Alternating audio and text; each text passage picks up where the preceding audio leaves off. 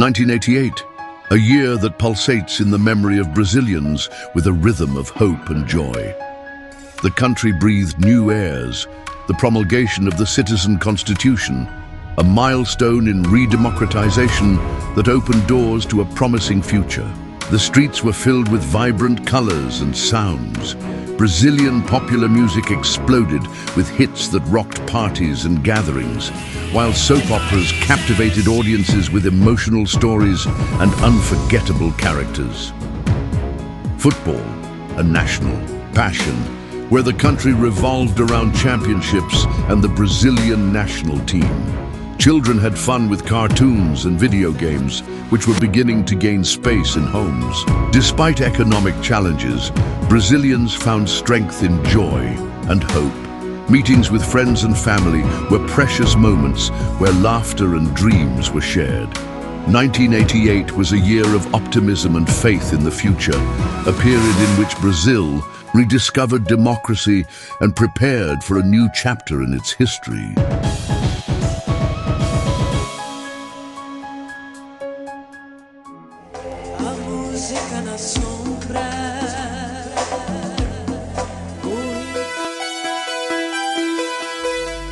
Are you looking for a cultural and automotive channel that creates a unique experience for viewers? You've found it.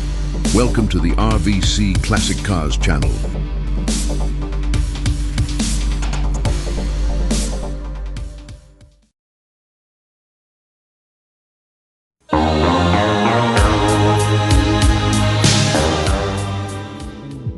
For the teenagers of 1988, life pulsed with a contagious energy.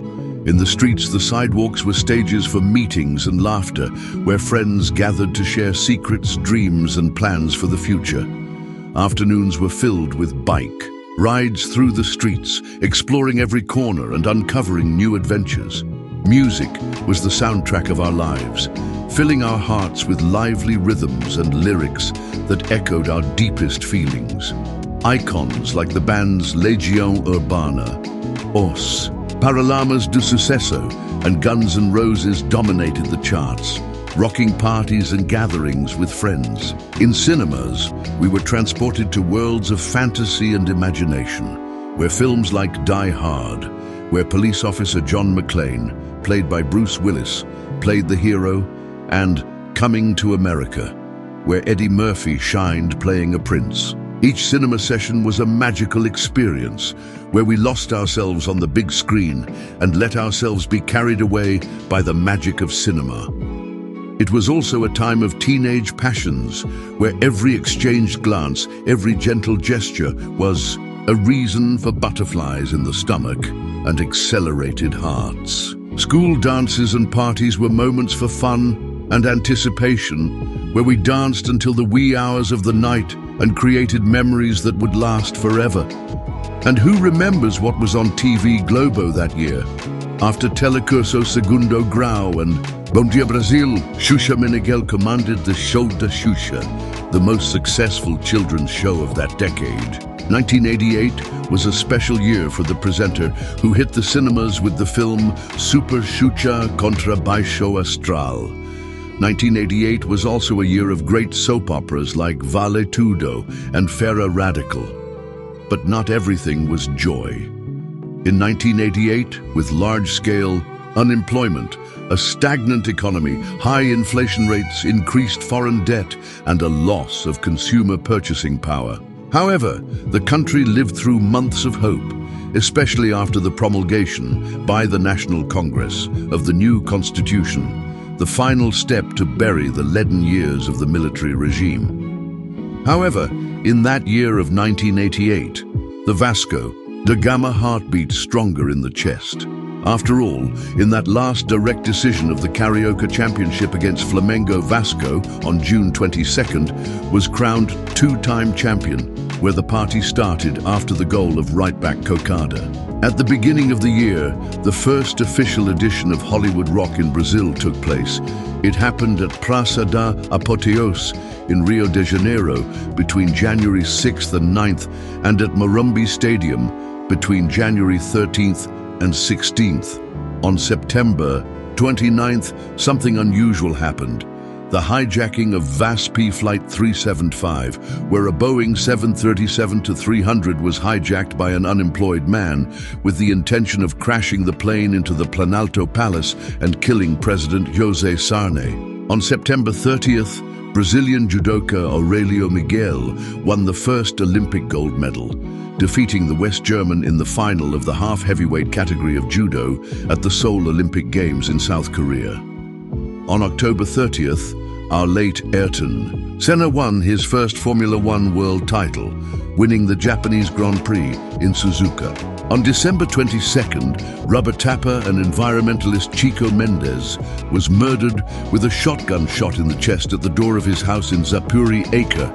And another sad fact, on December 31st, the tourist boat Bateau Mouche with 153 passengers on board sank in Guanabara Bay, Rio de Janeiro, leaving 55 passengers dead, including actress Yara Amaral. Another loss of 1988 was that of the old warrior Abelardo Barbosa Chacrinha, a passionate Vasco fan, victim of a heart attack at 70, which shocked the entire country.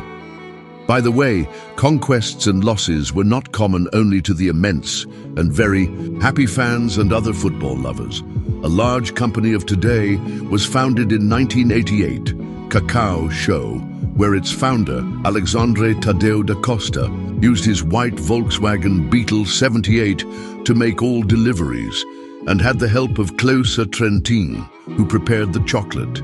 It became one of the largest companies in its segment with more than 2,000 points of sale.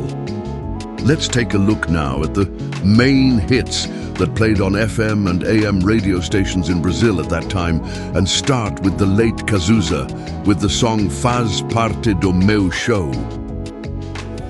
One More Time, com George Michael, Piano in the Dark, de Brenda Russell, e outra música do Cazuza, dessa vez Ideologia.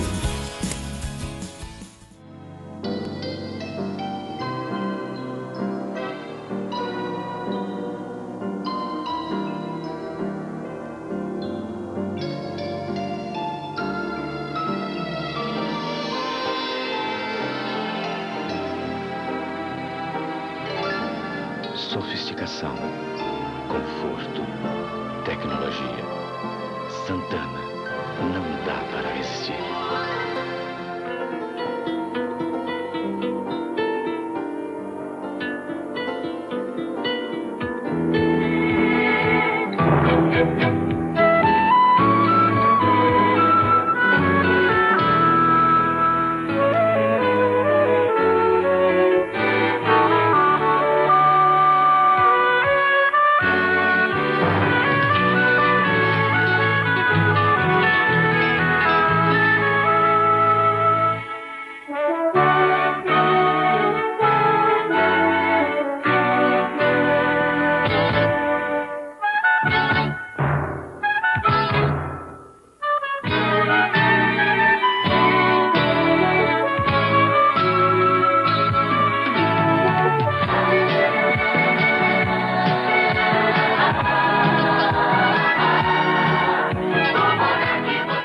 That year, Brazil almost stopped, hypnotized by the famous question, who killed Odette Reutemann? It was the beautiful plot of the soap opera Vale Tudo, an absolute audience success. Television also generated the phenomenon TV Pirata, a program that with rebellion and audacity revolutionized the way humor was made in the country. 1988 was also the year of the Olympic Games in South Korea, held in the city of Seoul. It was in Seoul that Canadian Ben Johnson set a world record in the 100 meters dash, but tested positive for steroids. Johnson was the first world-famous athlete to be disqualified for drug use. Returning to Brazil, let's talk about Carnival, which crowned the champion Vila Isabel with an Oscar-worthy theme. The school captivated the audience by taking to the Sambadrome Kizomba Festa da Raça. And speaking of the Oscars, 88 saw actor Michael Douglas in Wall Street win the Best Actor statuette. The Last Emperor won the Best Film Award.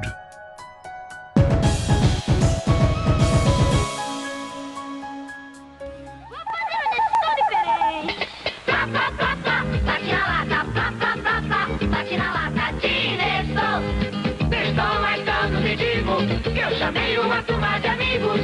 Sempre sai madrugada com a bolsa do trigo. Lá vem cevada, meu bem. Foi nasci banana. Que bacana. Mamão e laranja. Com leite gelado, café ou sorvete é tão bom. Existem 1000 maneiras de preparar Nescau. Invente a sua.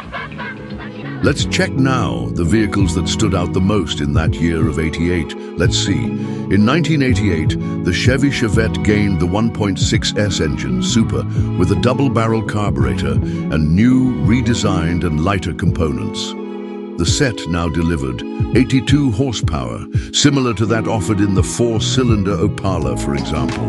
The SLE version, Super Luxury Executive, replaced the SE as the most expensive and brought optional alloy wheels, identical to those of the Diplomata, for example, like the Relinho model. For national sports cars, the year '88 can be considered the end of an era, with farewells to the Monza SR and the Passat GTS Pointer. Furthermore, that was the last year in which there were 5 sports cars with 4 distinct engine and gearbox options, and all were carbureted. Now with a new face, the Ford Escort line in 1988 gained another good novelty. Its fuel tank increased to a generous 65 litres, superior to the 48 litres of the previous model, and as a pioneer in Brazil, the tank was molded in plastic.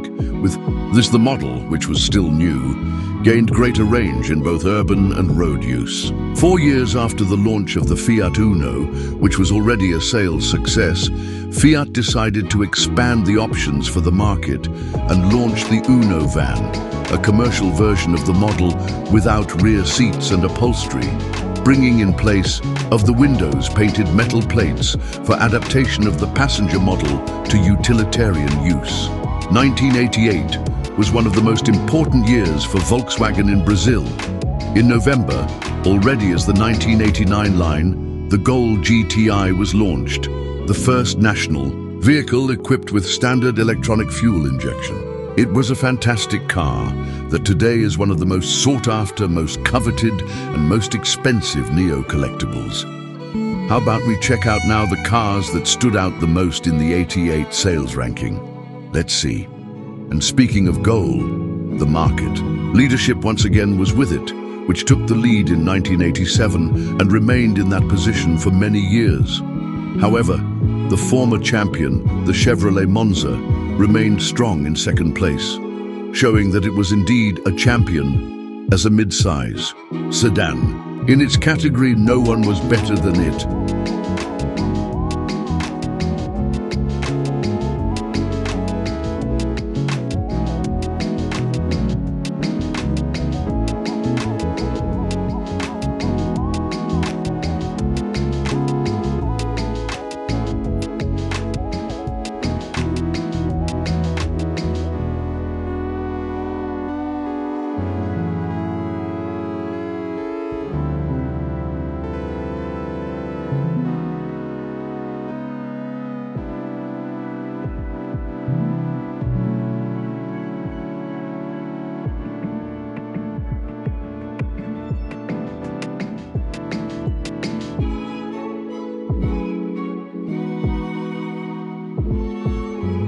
We would like to thank our kind friends for following our video so far. Remembering, don't forget to like and share.